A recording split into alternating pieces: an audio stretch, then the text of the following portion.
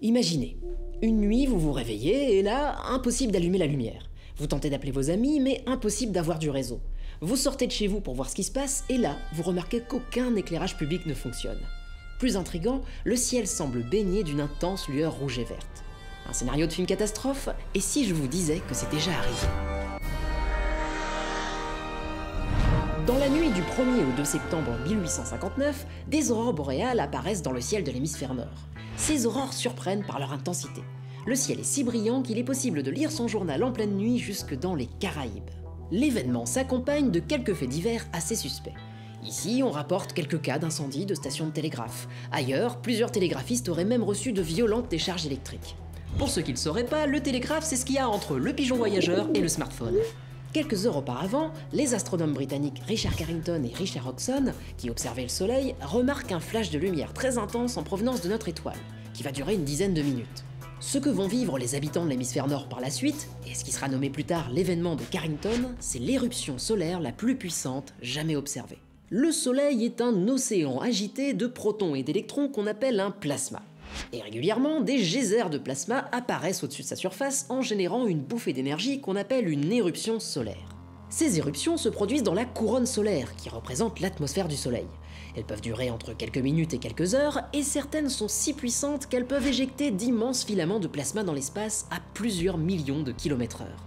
On appelle ces phénomènes des éjections de masse coronale, ou encore des tempêtes solaires.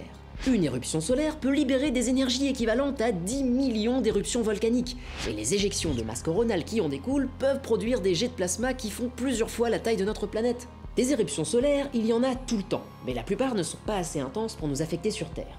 En effet, le champ magnétique de notre planète constitue un puissant bouclier qui dévie la plupart des particules chargées que le Soleil nous envoie en permanence. Lors d'une tempête solaire, un champ magnétique est transporté vers notre planète et va comprimer le bouclier terrestre. Par ce mécanisme, des particules au voisinage de la Terre sont ensuite accélérées et dirigées vers les pôles magnétiques terrestres. Lorsqu'elles interagissent avec les atomes de l'atmosphère, ça donne lieu à de magnifiques aurores boréales et australes. Plus les tempêtes solaires sont violentes, plus les aurores sont spectaculaires. Si un tel jet de plasma a été pointé dans notre direction aujourd'hui, il mettrait entre quelques heures et 3 jours pour parcourir la distance Terre-Soleil, et les conséquences seraient assez catastrophiques.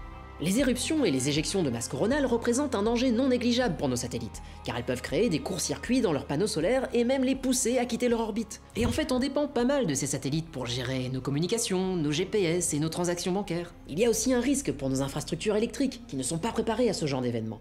Dans nos réseaux électriques, les transformateurs jouent un rôle primordial pour modifier le courant des lignes haute tension afin qu'ils soient utilisables chez nous. L'une des conséquences des tempêtes solaires est la création de courants induits très importants qui viennent surcharger ces réseaux électriques et détruire les transformateurs, ce qui entraînerait des coupures de courant massives dans des régions entières. C'est ce qu'a pu expérimenter le Québec en 1989. À la suite d'une tempête solaire particulièrement violente, des millions de personnes se sont retrouvées dans le noir et sans électricité pendant plus de 9 heures. Vous imaginez la panique? Et pourtant, la puissance de la tempête qui a touché le Québec n'était rien par rapport à celle de 1859. Un rapport américain du National Research Council a estimé que si l'événement de Carrington se produisait de nos jours, les dégâts se compteraient en milliers de milliards d'euros, et notre société mettrait 4 à 10 ans à s'en remettre complètement. Heureusement pour nous, de tels événements sont relativement rares. Déjà parce que les éjections de masse coronale sont produites dans toutes les directions, et il faudrait qu'elles soient pointées directement vers nous pour nous causer des dommages. Et puis parce que le nombre de tempêtes solaires augmente et diminue régulièrement en fonction de l'activité solaire selon un cycle de 11 ans. Mais comment elles se forment, ces tempêtes solaires? Eh bien tout commence avec le champ magnétique du Soleil. Un champ magnétique, c'est une structure invisible, mais qui a des effets bien réels sur les particules chargées qui se baladent à proximité. Il suffit de saupoudrer les alentours d'un aimant avec de la limaille de fer pour s'en convaincre. Contrairement à un aimant, le champ magnétique du Soleil a une forme ultra complexe, et il est en constante évolution. Des boucles de champ magnétique émergent régulièrement de sa surface et guident le plasma à travers la couronne, ce qui crée de magnifiques arcs de matière, ainsi que les taches sombres à la surface du Soleil. Aujourd'hui, les scientifiques pensent qu'un seul et unique phénomène serait responsable de toutes les éruptions solaires.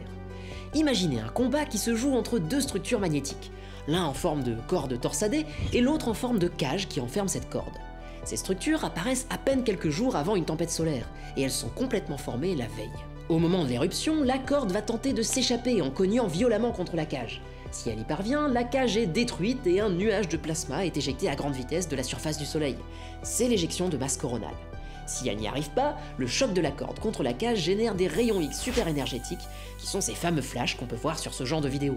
Si on arrivait à savoir suffisamment à l'avance qu'une éjection de masse coronale se dirige vers nous, si on avait une sorte de bulletin météo-spatial en quelque sorte, ce serait précieux, parce que ça donnerait à nos infrastructures le temps de réagir, en coupant les transformateurs électriques avant qu'ils ne soient détruits, par exemple. Les éruptions solaires sont un véritable risque à prendre au sérieux, parce que le fonctionnement de notre société dépend fondamentalement de notre réseau électrique et de notre technologie spatiale. Comprendre ces phénomènes est donc une nécessité absolue si on veut continuer à regarder des vidéos YouTube dans les prochaines décennies.